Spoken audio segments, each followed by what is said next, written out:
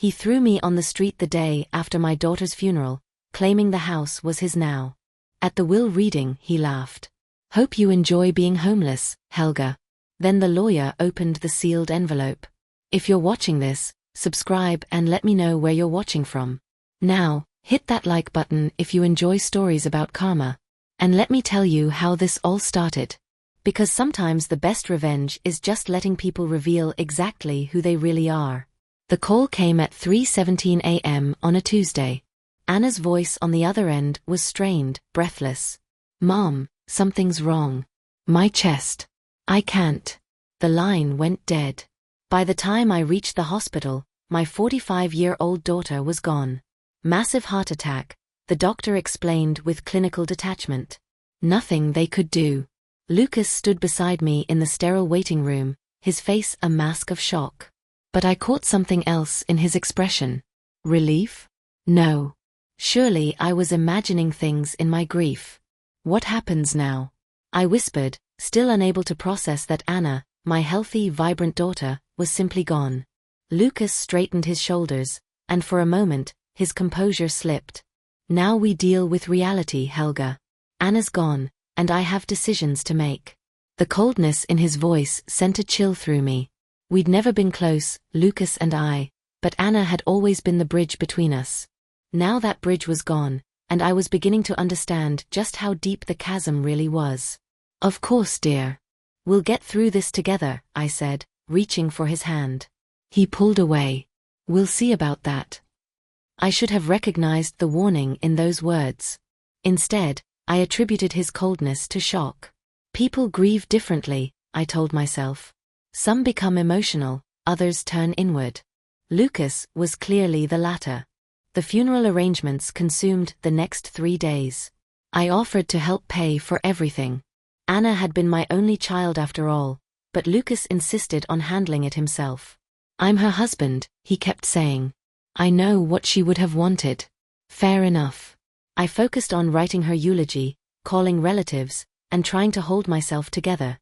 At 72, I'd buried my parents and my husband, but losing a child felt like a special kind of hell. The night before the funeral, as I sat in what had been Anna's childhood bedroom in the house she'd shared with Lucas, I found myself staring at the framed photos on the dresser. Anna graduating college, Anna and Lucas's wedding, Anna holding her nephew at Christmas last year. What I didn't see were any photos of Anna and me from recent years.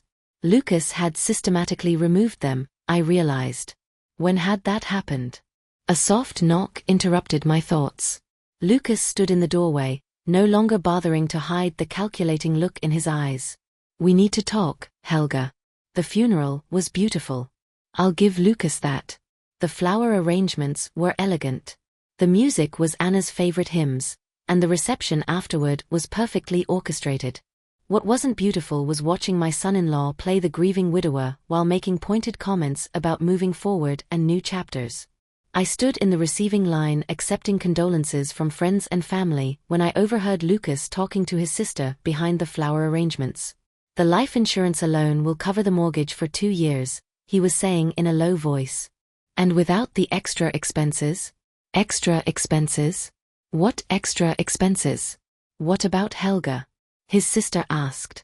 "Where will she go?" Lucas's laugh was sharp and brittle. "That's not my problem anymore. She can figure it out like the rest of us adults." My blood ran cold. I'd been living with them for 2 years, ever since I'd sold my own home to help with their down payment. Anna had insisted it would be temporary, just until I found something smaller and more manageable. Somehow temporary had stretched into permanent, and I'd grown comfortable in the routine of helping with the house, cooking dinner, being useful. Apparently, I'd been naive. "Helga." Lucas appeared at my elbow, his public face firmly in place. "Could you help me in the kitchen? There are some things we need to discuss."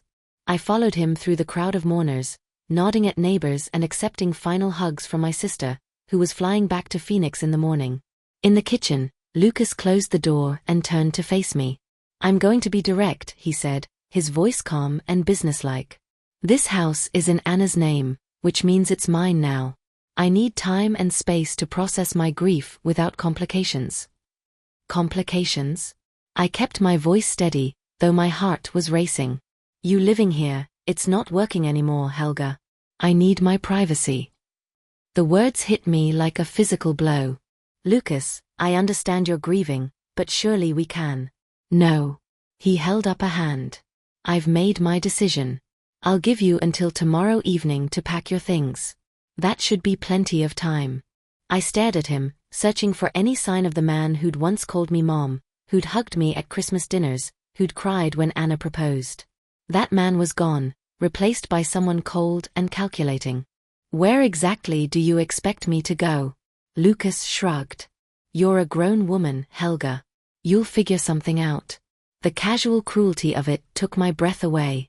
Anna would be horrified by this conversation. Anna's dead. The words came out flat, final. And the sooner you accept that, the better off we'll both be.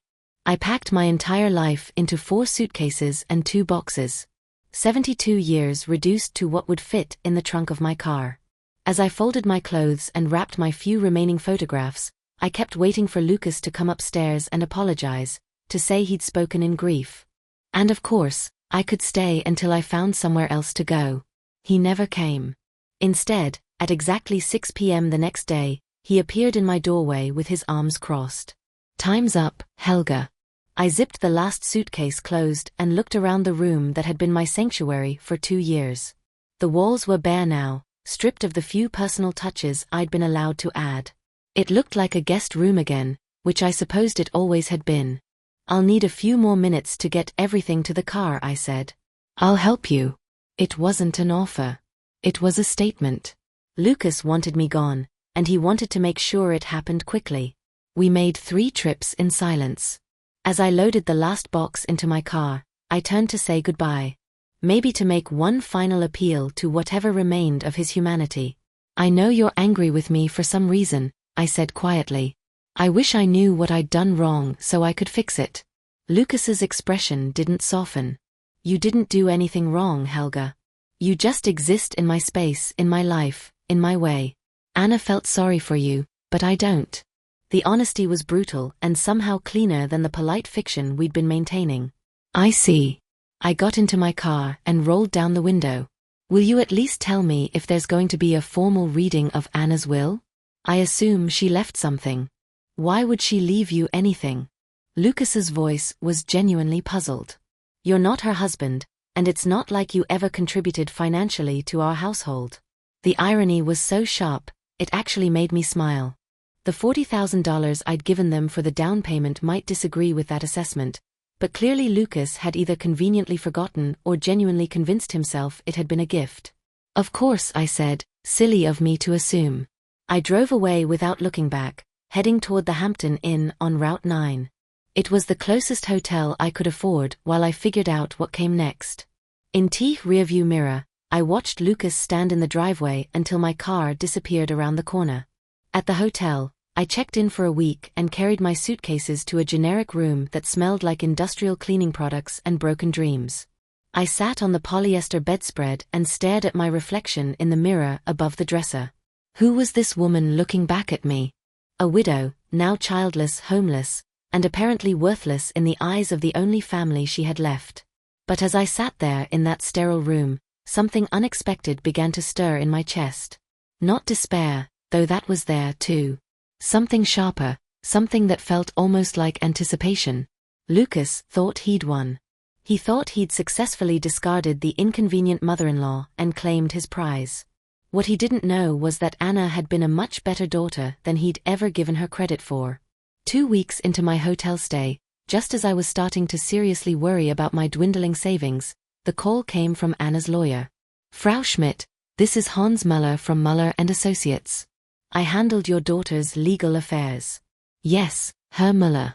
I remember meeting you at Anna and Lucas's house closing. I'm calling to inform you that the probate process is complete, and there will be a formal reading of Anna's will next Tuesday at 2 p.m. in my office. Your presence is required. My presence was required. I sat up straighter, ignoring the way the cheap mattress springs protested. I'm sorry, but I think there might be some confusion. Lucas seemed to think, Frau Schmidt. Herr Muller interrupted gently. I can only tell you what Anna's will specifies, and it specifically names you as a beneficiary. I'll see you next Tuesday at 2 p.m. After he hung up, I stared at my phone for a long moment. Anna had left me something after all. Probably some small keepsake, maybe her father's watch or the photo albums from her childhood. Lucas wouldn't be happy about it, but he'd have to live with whatever Anna had decided. I spent the weekend apartment hunting online, looking at senior living communities and modest one-bedroom rentals within my budget. My savings account could cover another week at the hotel, plus first month's rent and a security deposit. But I'd need to be careful. Social Security and the small pension from my teaching career would have to stretch further than I'd originally planned. At 1:45 p.m. the following Tuesday, I sat in the parking lot of Muller & Associates, watching Lucas emerge from a silver BMW wearing a black suit that probably cost more than my monthly budget. He'd brought someone with him, a man in an expensive suit who kept checking his phone. When I walked into the reception area, Lucas's face darkened. "What is she doing here?" he demanded of the receptionist. "Frau Schmidt is here for the will reading," the young woman replied professionally. "Which Frau Schmidt?" Lucas's voice rose slightly. "Both of you, apparently." The man in the suit, who I now recognized as Lucas's brother, Marcus, leaned over to whisper something in his ear. He nodded curtly and took a seat across the waiting room from me, making it clear that whatever temporary civility might have existed between us was officially over. Herr Muller appeared promptly at 2 p.m. and ushered us into his office. He was a kind-faced man in his 60s with silver hair and gentle eyes behind wire-rimmed glasses, the kind of lawyer who probably still believed in doing right by his clients. "Ladies, gentlemen," he began, settling behind his mahogany desk. "I know this is a difficult time, but Anna was very specific about her wishes. I'll read the will in its entirety, and then we can discuss any questions." Lucas sat forward eagerly, his hands clasped in his lap. Marcus had pulled out a legal pad and was preparing to take notes. I simply folded my hands and waited. The first part of the will was exactly what I'd expected. Lucas inherited the house, the cars, Anna's retirement accounts, and her life insurance policy. He nodded approvingly at each item, occasionally glancing at me with something that looked like satisfaction. Then Herr Muller's voice changed slightly, and I knew we were approaching something important. "There is, however, one final provision that Anna added just 3 months ago." The atmosphere in the room shifted. Lucas stopped nodding and leaned forward, his eyes sharp with sudden attention. Marcus sat down his pen, and I found myself holding my breath. Herr Muller cleared his throat and continued reading. "To my mother, Helga Schmidt, who provided the down payment for our home and has never asked for repayment, I leave the contents of safety deposit box E3 through D7 at First National Bank, along with all associated documentation and account information contained therein." "What safety deposit box?" Lucas's voice was sharp. "Anna never mentioned a safety deposit box." Herr Muller looked up from the document. "Apparently, it was something she maintained privately. She was quite specific that the contents should go to her mother." I was as surprised as Lucas, but for different reasons. Anna had never mentioned a safety deposit box to me either. What could she possibly have put there that was meant for me? "What's in it?" Marcus asked, his lawyer instincts kicking in. "I have no idea," Herr Muller replied honestly. "Anna simply provided the bank information and instructions that Frau Schmidt should have full access upon her death." Lucas's face was flushed with anger. "This is ridiculous. If there's anything of value in that box, it should be part of the estate. We need to contest this." "You're certainly free to try," Herr Muller said mildly. "But the provision is very clear, and Anna was completely competent when she added it to her will. I witnessed the document myself." "When exactly did she add this provision?" I asked quietly. Herr Muller consulted his notes. 3 months ago, February 15th. She came in specifically to make this addition. February 15th. I remembered that date clearly because it was the day after Valentine's Day, and Anna had seemed unusually quiet during our family dinner. Lucas had been complaining about something, the neighbor's dog, I think. And Anna had barely spoken throughout the meal. "This is a waste of time," Lucas snapped, standing abruptly. "Marcus, let's go. We'll file a challenge tomorrow." "Actually," Herr Muller said, pulling out another document. "Before you leave, I need to inform you both that Anna left specific instructions for her mother regarding the contents of the safety deposit box. Frau Schmidt, she wanted you to access it within the next few days once you've completed the necessary documentation with the bank. He handed me a sealed envelope. These are the bank documents and her personal key. The bank will need to verify the death certificate and process the paperwork before you can access the box. Usually takes about 3 business days. Lucas's eyes fixed on the envelope unofficial in my hands like a hawk watching a mouse. I'm coming with you to the bank. I'm afraid that's not possible, Herr Muller interjected. The safety deposit box access is restricted to Frau Helga Schmidt only. Bank policy. This is insane, Lucas sputtered. How do we even know there's anything valuable in there? It could be empty or just sentimental junk. I stood up, clutching the envelope. I suppose we'll find out next week. As we filed out of the office, I could feel Lucas's eyes boring into my back. In the parking lot, he cornered me beside my car. Helga, let's be reasonable about this. Whatever's in that box, we should share it. Anna would have wanted her husband to benefit from anything she left behind. For the first time since Anna's death, I almost smiled. You made it very clear that you don't believe Anna would have left me anything. Now suddenly you're concerned about sharing. I'm just saying, you're saying whatever you think will get you access to that safety deposit box. I unlocked my car door. But Anna was very specific. The contents are mine. His mask slipped completely then, revealing the cold calculation beneath. Don't forget, Helga, you're homeless. You need my goodwill more than I need yours. I paused with my hand on the car door. Actually, Lucas, I don't think I need anything from you at all. 3 business days later, after providing the death certificate and completing the bank's paperwork, I finally stood before safety deposit box E3D7 at First National Bank. The bank manager, Frau Peterson, was expecting me. She'd obviously been briefed about the situation because she offered her condolences and escorted me personally to the vault area. Box E3D7 is one of our larger units, she explained as we walked through the security doors. Your daughter rented it about 5 years ago and visited quite regularly. 5 years? Anna had been planning something for 5 years. Frau Peterson used her master key while I inserted Anna's key, and the box slid out smoothly. It was indeed large, about the size of a briefcase, and surprisingly heavy. Take all the time you need, Frau Peterson said, showing me to a private viewing room. I'll be at my desk when you're finished. Alone in the small, windowless room, I lifted the lid of the safety deposit box. The first thing I saw was a letter addressed to me in Anna's familiar handwriting. My hands trembled as I opened it. Mom, it began. If you're reading this, then I'm gone. And Lucas has probably shown you exactly who he really is. I'm sorry for that, but I'm not surprised. I've known for years what kind of person I married, and I've been preparing for this possibility. My heart raced as I continued reading. You gave us $40,000 for our house down payment. I know you thought of it as a loan, even though you never asked for repayment. I've been investing that money for the past 5 years, adding to it whenever possible. The money in the accompanying accounts isn't just repayment. It's what careful investing has grown into. I set the letter down with shaking hands and looked at the documents underneath.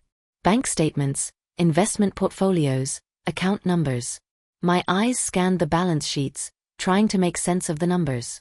$185,000 in various investment accounts, all in my name, all accessible with proper documentation. I picked up Anna's letter again, hardly believing what I was reading. I also discovered that Lucas has been telling people, you contribute nothing to our household. What he doesn't mention is that our mortgage has been automatically paid from my salary account for the entire time you've lived with us. Any money you've given us went straight into investments for your future, the letter continued. I've been documenting everything, Mom. Every email, every text, every casual comment he's made about you. It's all in the folder labeled documentation. I thought you should know what kind of person has been living in our house. My vision blurred as I reached for the folder she'd mentioned. Inside were printed emails, text message screenshots, even photographs of credit card statements, evidence of years of manipulation and deceit. The final paragraph of Anna's letter made my eyes fill with tears. You deserve so much better than the way he's treated you. Take this money and build yourself a life where no one can make you feel unwanted ever again. And Mom, don't tell Lucas about any of this until you're safely away from him. Trust me on this one. All my love, Anna. I sat in that little room for nearly an hour, reading through everything Anna had left for me. By the time I emerged, I had a clear picture of exactly how my son-in-law had been manipulating both of us for years. Frau Peterson helped me transfer all the documents to a large envelope and explained the process for accessing the investment accounts.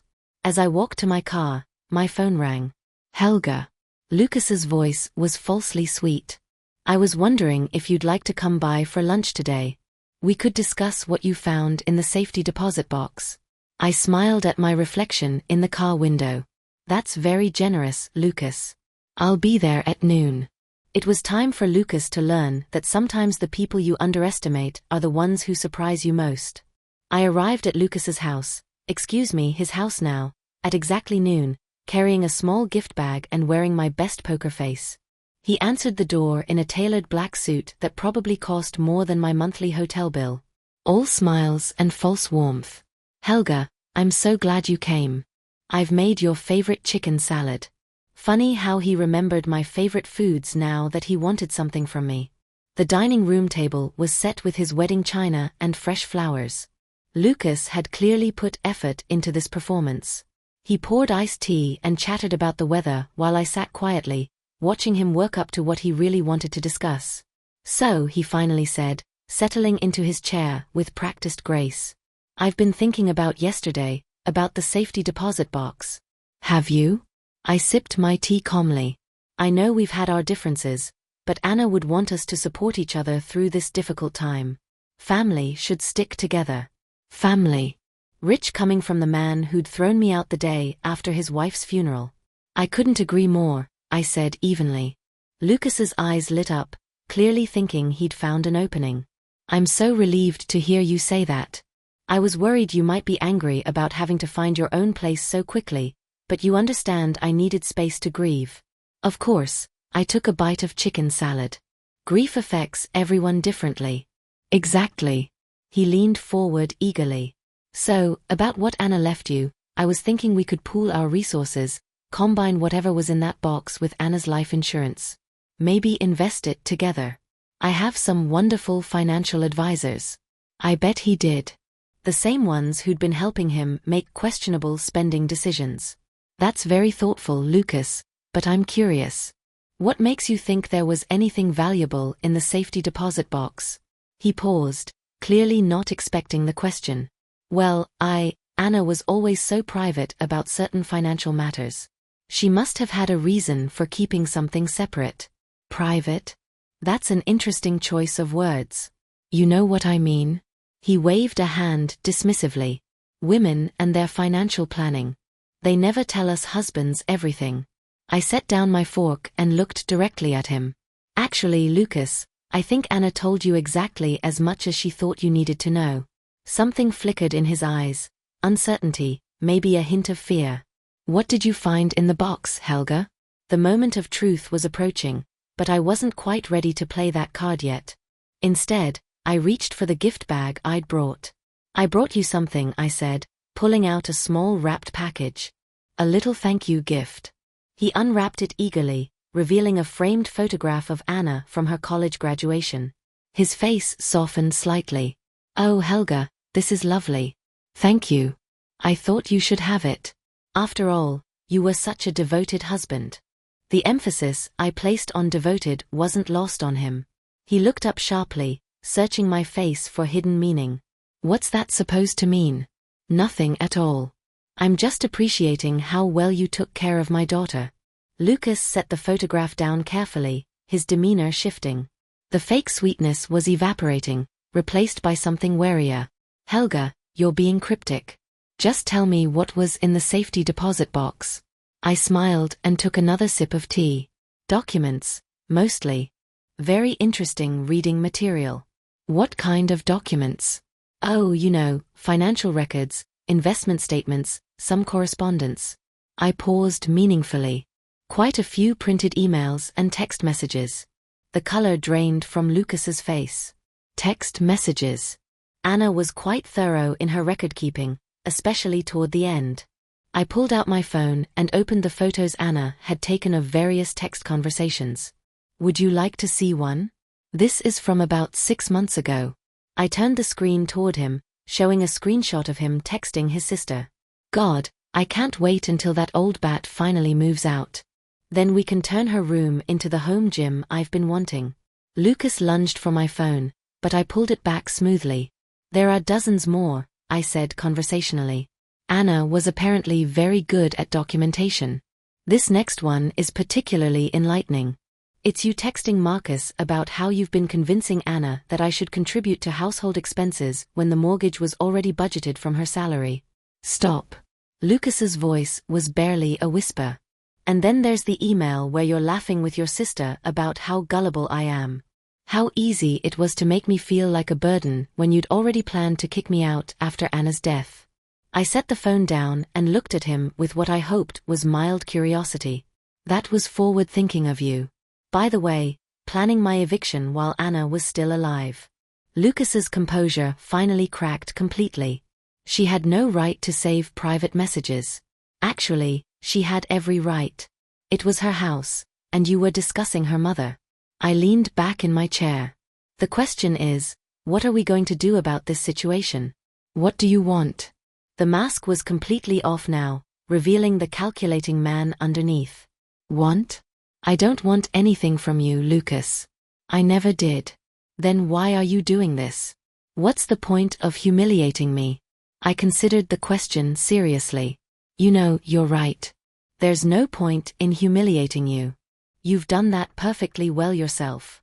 I don't understand. You threw me out of my home the day after my daughter's funeral. You told me I was worthless, that Anna felt sorry for me, that I'd contributed nothing to your household. I stood up slowly. But here's what you didn't understand about Anna. She saw everything. Every cruel comment, every manipulation, every lie you told. Lucas was gripping the edge of the table, his knuckles white. And you want to know the really beautiful part? I continued. She documented all of it, not to hurt you, but to protect me. Because she knew that once she was gone, you'd show your true colors. You can't prove any of this would hold up in court. Court? I laughed, and the sound surprised even me. Oh, sweetie, I'm not taking you to court. Lucas blinked, clearly confused by my response. You're not? Why would I? You've already given me everything I need. I don't understand what you're talking about. I pulled out the folder from Anna's safety deposit box and placed it on the table between us. Anna left me more than just text screenshots, Lucas. She left me 5 years' worth of evidence showing exactly how you've been manipulating both of us. He stared at the folder like it might bite him. Bank statements showing that the house payments have been automatically deducted from Anna's salary for the entire time I've been living here. Email chains between you and Marcus discussing how to handle the Helga situation. Credit card statements showing luxury purchases made on the same days you told Anna we couldn't afford basic household items. Lucas's breathing was becoming shallow. Anna saved all of that. Anna documented everything, including copies of the emails you sent to your friends, calling her a pushover and joking about how easy it was to manipulate her into thinking I was a financial burden. That hit home. Lucas flinched as if I'd slapped him. You want to know what I found most interesting? I continued, opening the folder. This email thread where you and Marcus discuss your long-term plans to have me declared incompetent so you could access my pension and social security. That's not, you never actually followed through. No, why? Because Anna figured out what you were planning and took steps to protect me. Lucas's eyes widened. What steps? You don't have anything worth protecting.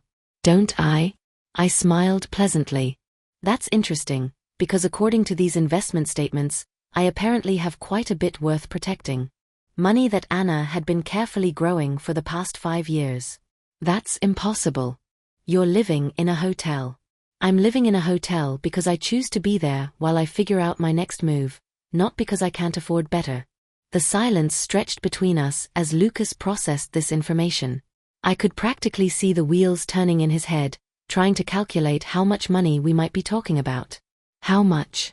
He finally asked. Excuse me? How much money did Anna leave you? I closed the folder and stood up. That's really none of your business, is it? I'm her husband. I have a right to know. You had a right to know what your wife left you, which, as I recall, was quite generous. The house, the cars, the life insurance, her retirement accounts. I'd say you made out very well. Lucas shot to his feet, his chair scraping against the hardwood floor. You manipulative old witch. You're trying to steal what's rightfully mine. Steal? I raised an eyebrow. How exactly would I be stealing anything? Everything I have was given to me by my daughter, who had every legal right to dispose of her assets as she saw fit. She was my wife. Yes, she was. And apparently, she knew exactly what kind of husband you were. The words hung in the air like a challenge. Lucas's face was flushed with anger and something that looked like panic. I want to see those bank statements, he demanded. I'm sure you do, Lucas. I'm warning you. You're warning me? I laughed again, feeling oddly liberated. Lucas, honey, you threw me out of your house. You humiliated me at my daughter's funeral. You made it clear that you consider me worthless and unwanted. What exactly do you think you can threaten me with now? Lucas stared at me for a long moment, and I could see him recalibrating. The threats weren't working, so he was switching tactics. Helga, please, let's be reasonable about this. His voice took on a pleading tone. I know I've been difficult since Anna died. I was grieving. I wasn't thinking clearly. But we're family. We should work together. Family, I repeated thoughtfully. Yes, you mentioned that before. Right after you told me Anna felt sorry for me and that I'd never contributed anything to your household. I didn't mean that. I was upset. I said things I didn't mean. Oh, but you did mean them. That's what makes Anna's documentation so valuable. She saved you saying the same things multiple times to multiple people over a period of years. Lucas's mask slipped again. What do you want from me, Helga? An apology? Fine. I'm sorry. I'm sorry I hurt your feelings. I'm sorry I asked you to leave. I'm sorry for everything. Now, can we please discuss this money situation like adults? There's nothing to discuss.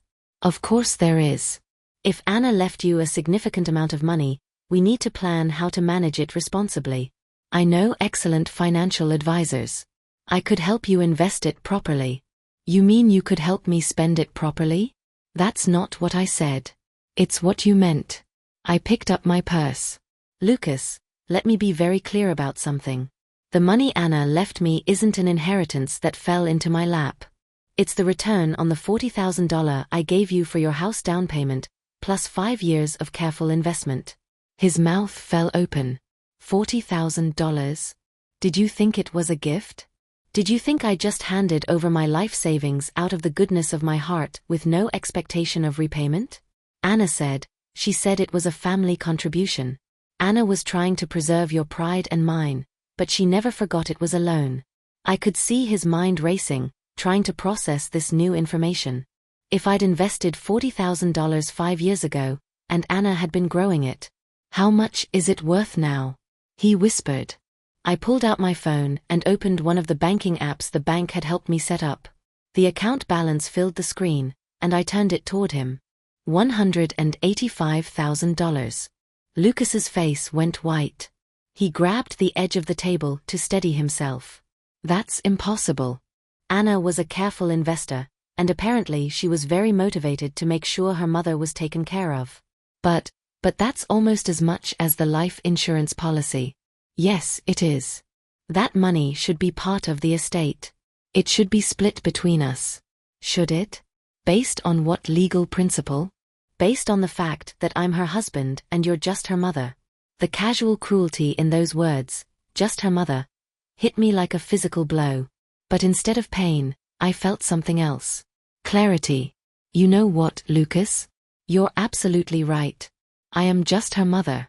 The woman who gave birth to her, raised her, supported her through college, and lent her the down payment for the house where you threw me out like garbage.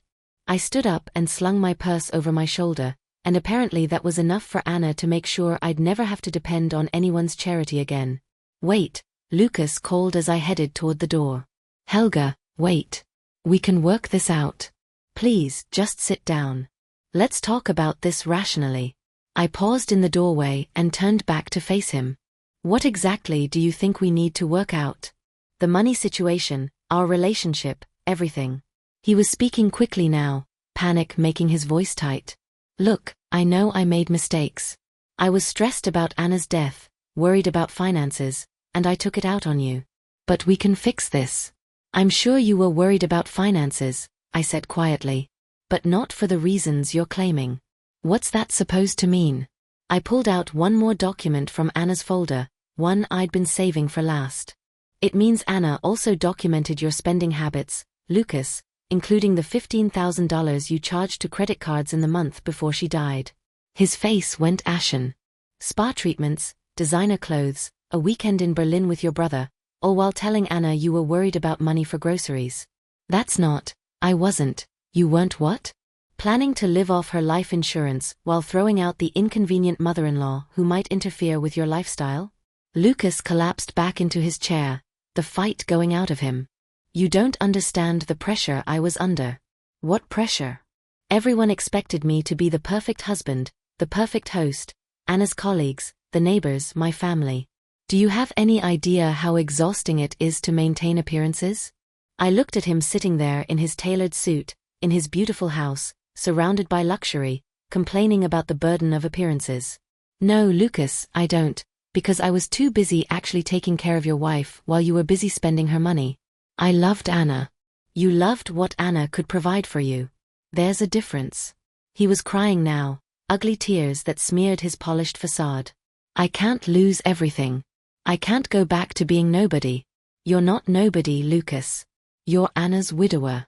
You inherited a €500,000 house, a $200,000 life insurance policy, and her retirement accounts. You're financially set for life if you manage it properly. But it's not enough for the life I planned. Then maybe you planned the wrong life. I walked toward the door again, and this time he didn't try to stop me with words. Instead, there was a soft thud behind me. I turned to see Lucas slumped forward in his chair, his face gray, his breathing shallow. For a moment, I thought he might actually be having a medical emergency. Then I realized what I was seeing. Complete defeat. The moment when someone realizes they've lost everything they thought they were entitled to, and there's no manipulation or charm or cruelty that can get it back. I can't, he whispered. I can't lose everything. You're not losing everything, Lucas. You're losing the things that never belonged to you in the first place. I left him there in his expensive dining room, surrounded by his wedding china and his carefully constructed life, and walked out into the sunshine of my new beginning. Sometimes the best revenge isn't revenge at all. Sometimes it's justice served exactly when it's needed most. And sometimes, if you're very lucky, it comes with a hefty bank balance and the knowledge that the child you raised turned out to be exactly the woman you hoped she'd become. Anna had taken care of me after all, just like she'd promised she always would. Even from beyond the grave, my daughter had kept her word. And that, more than any amount of money, was the greatest gift she could have given me.